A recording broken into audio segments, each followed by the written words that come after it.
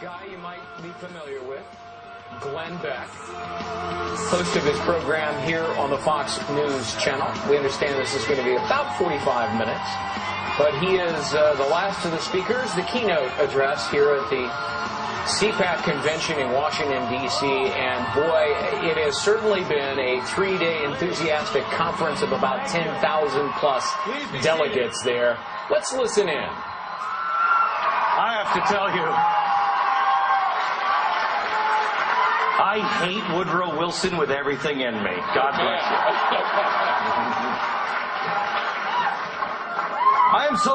It is such an honor to be here. It really is. Last year, I was actually in my car listening to Rush Limbaugh give the keynote. Rush is a hero of mine, and I'm listening to him. And my producer, I write him a text on my email, and he gave it to me just this week. I wrote him last year, wow, what must that be like to give the keynote at CPAC. Here I am today, and I cannot believe it. It's been a tough year for you, hasn't it? I mean, if you're down to me, it's a tough year. It's not just that Rush has done this, but also one of my other heroes, Ronald Reagan. How many times? 12?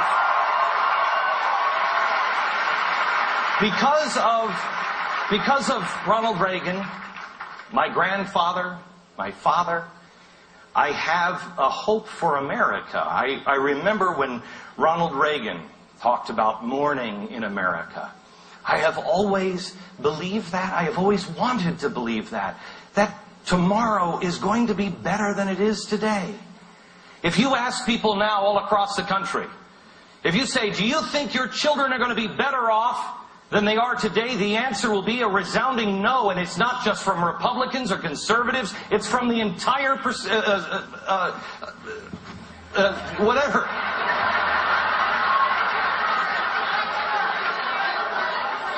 It's the entire spectrum is saying that. I'm sorry, I don't use teleprompters, I just speak from here, and sometimes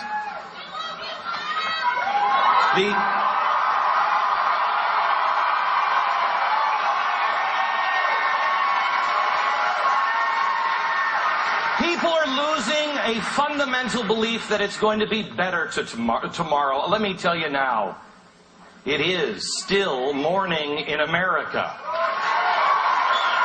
It just happens to be kind of a head-pounding, hungover, vomiting for 4 hours kind of morning in America. And it's shaping up to be kind of a nasty day, but it's still morning in America. Now the question is, what made us, sit there at the John vomiting for 4 hours? What is it that has taken us onto this path? What are we suffering from? What is it that has caused the problem? And if you say Obama, it's too simple of an answer because it's not Barack Obama. May I just for a second, could I just ask, bring a friend up?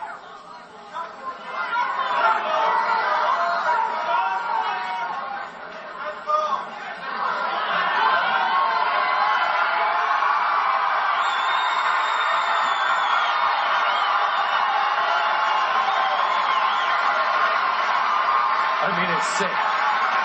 It's sick when a chalkboard gets a standing ovation.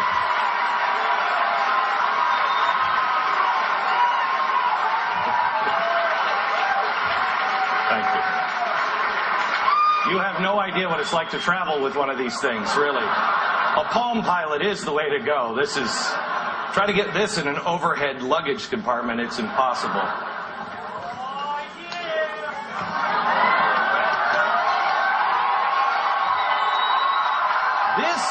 The disease. This is the disease in America. It's not just spending, it's not just taxes, it's not just corruption, it is progressivism. And it is in both parties. It is in the Republicans and the Democrats. I mean, it really is. I mean, I'm so sick of hearing people say, oh, well, Republicans are going to solve it all. Really? It's just progressive light. That's like somebody sticking a screwdriver in your eye and saying, stop, stop, and somebody else pulls it out and then puts a pin in your eye. I don't want stuff in my eyes. Stop stabbing in the eyes. Progressivism is the cancer in America, and it is eating our Constitution. And it was designed to eat the Constitution, to progress past the Constitution. Somebody just sent this to me this week. It's Progress and Democracy for Rhode Island. You can't read the date here, but it's 1938. And I just want to read a bit of this to you. I looked under democracy. Democracy has always played an important role in the history of Rhode Island. Time and again, the people of the state have repudiated attempts to nullify or curtail it. Well, in 1938, we are again faced with the proposition, shall democratic government continue?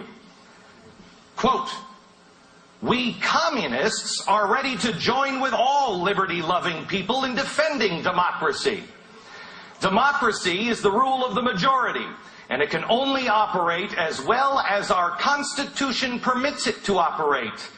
But our Constitution is now over 100 years old and fast outliving its usefulness. You go to the next section, and it talks about who are their allies, and it talks about the progressive movement being the allies, representing democracy, progress, and peace. President Roosevelt, the New Deal Democrats, and independent progressive Republicans. In the back, defeat Vanderbilt and the entire Republican machine. Elect progressive candidates for every office. For jobs, security, democracy, and peace, vote communist. The idea between the two, the argument in Woodrow Wilson's day, the argument was, well, you're a Marxist. You're a communist. No, I'm not. I'm a progressive. Well, what's the difference? Here's the difference. If I spell something wrong, you guys are going to kill me.